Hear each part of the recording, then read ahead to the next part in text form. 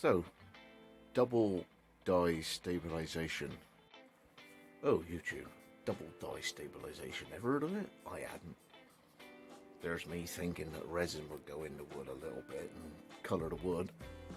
No, what you do, apparently, is you dye the stabilisation fluid and put it in. But now I've got a better vacuum pump, I can do it a second time. Stick with me and find out a few ideas about double dye stabilisation. Normally, what I do is I allow the accumulation of wood colour give the stabilisation fluid more colour, and then use it at the end for my U, to give my U beautiful golden colour from all the desert ironwood offcuts I might have put in with it. You know, the colour of the wood is ended up in the fluid. But by dyeing the fluid, you can impart some colour just to add a bit more character into your wood for your burls and all the rest of it. But what about actual plain woods? So stay with me and I'll talk you through what I've done so far and what I'm about to do now.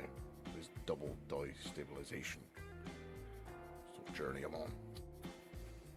So these pieces of wood here, there's a few I've done normally. I'm going to sand off, square off, ready for liners. Normal stuff, normal stabilisation fluid. So you've seasoned it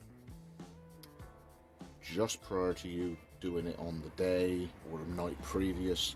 You then put it in the oven to just purge the last little remnant of as much moisture in it as possible out. Get it out of the oven, you wrap it in cellophane so it doesn't soak in any moisture from now until you get it into the chamber.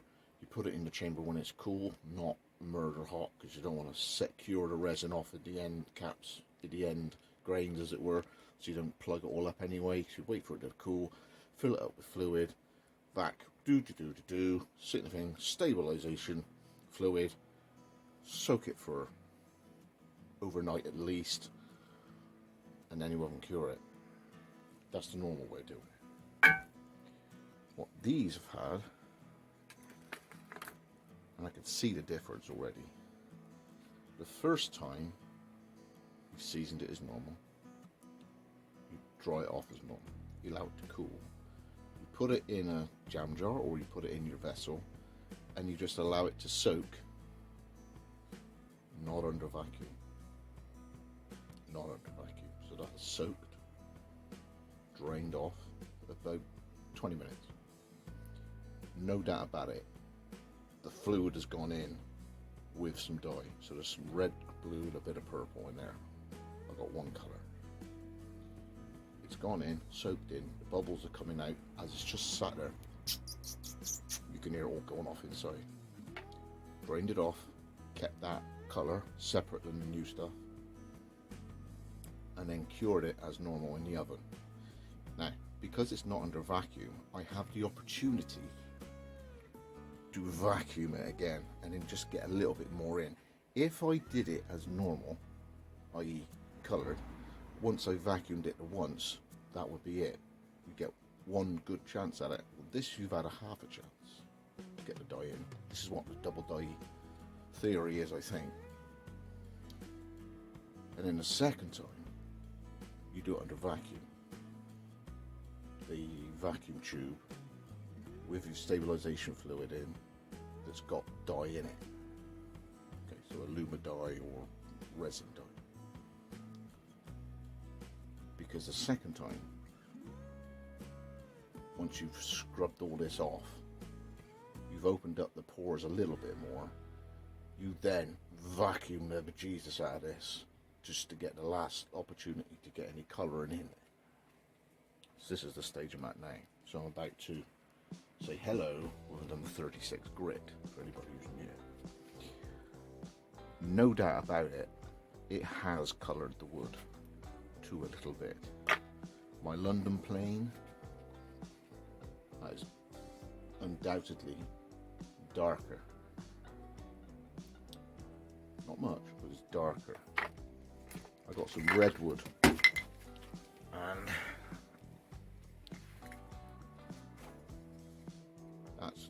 that's got a pinkish hue to it compared with what was there. So I'm quite, not necessarily impressed, but I'm encouraged that it seems to have gone in, oven cured in. And now what I'm going to do is I'm going to scrub off all the surfaces and just open it all up so that the whatever resin is baked on is now removed. So all you're left with is scuffed off cured wood. That one seems to have a lovely deep ready sort of hue to it. So something's gone into it just to give it a little bit more. That London plane there, just put a hint of something on it. So what I'm going to do is go on the 36 grit, clean all the surfaces off, scrub it off, all 6 sides of them, and then what I do is warm them up again in the little oven, just to remove, because it's damp in here, remove any residual humidity, moisture that may have gone on it, because it may have been slightly desiccated with the sawdust in there or whatever. Warm it through, put it in the chamber, put the dye in, that's stabilization fluid with dye in, and now I've got a beast of a vacuum pump. The last one would have been struggling, I expect, because it's already half filled up already, but to really suck the last bits of opportunity to suck the stuff out for the resin to get in, this pump's pretty manly. So let's scrub this off and just walk through, see how we get on. Putting some colour in these second time round.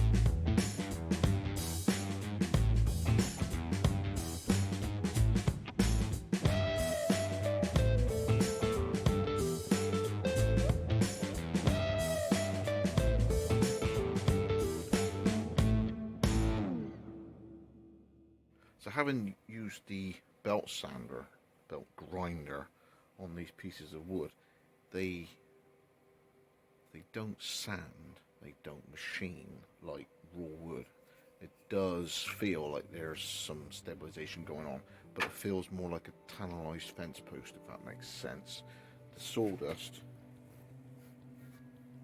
does have that plasticized feel to it, but don't have that knock-in hard plastic sort of resilience to it. So this is the opportunity now for the second time to put it in. So just soak in.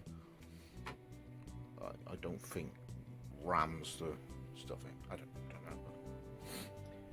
But can only explore it. So plan now is all but those 3 there, which are done as normal. This lot here will now get put on the tray into the oven, warm through for an hour and a half or something, because they've already been done. What I'm doing now is they've been out in the garage, I'm just trying to remove all the moisture that's in here, that's on there now. So, and then into the long tall plastic thing, pour in the thing with the catch, the clip on top, and then full vac. So catch you later with that for the double dyeing. This is now the second stage. So there's the wood fresh out the oven, and in goes dyed fluid.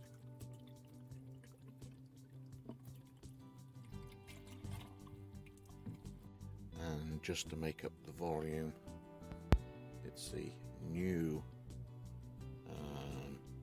bottle of this, so I need to put the activator into here. When you take that off, my goodness me, you've got to be ready, because you pierce it and it just squirts everywhere.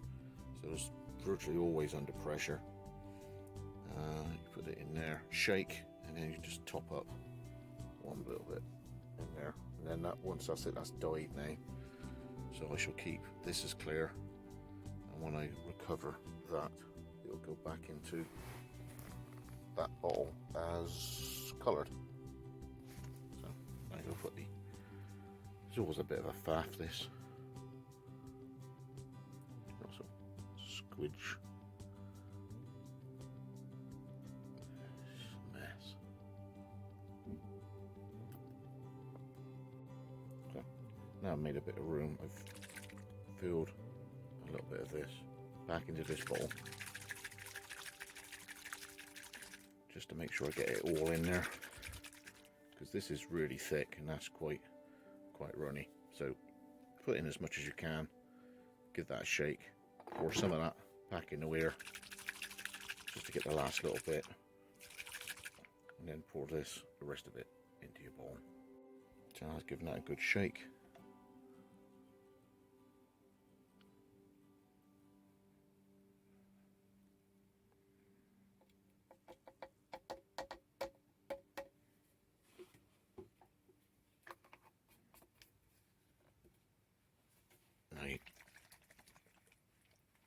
Give that a decent, and then top that up. Okay, so plenty fluid in there, coloured fluid. It's really dark.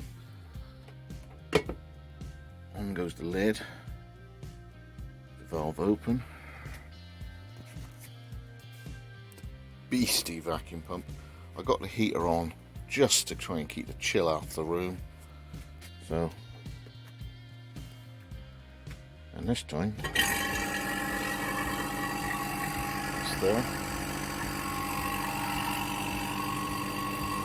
Right.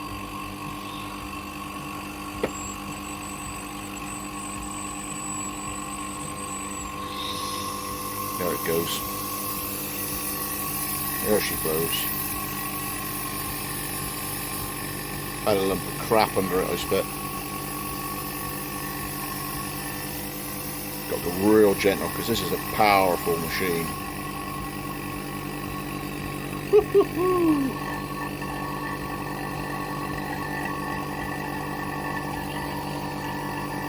You're getting cloud formation in here now. Look, vapor.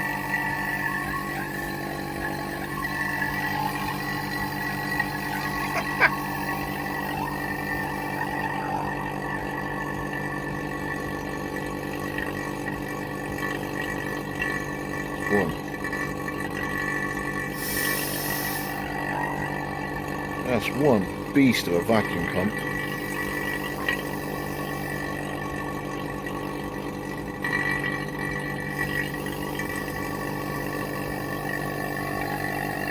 So that proves that the first time there's still scope for a second go. So as double dye goes,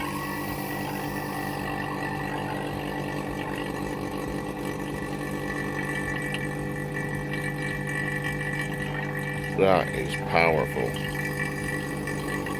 I think I'm going to be here for some time.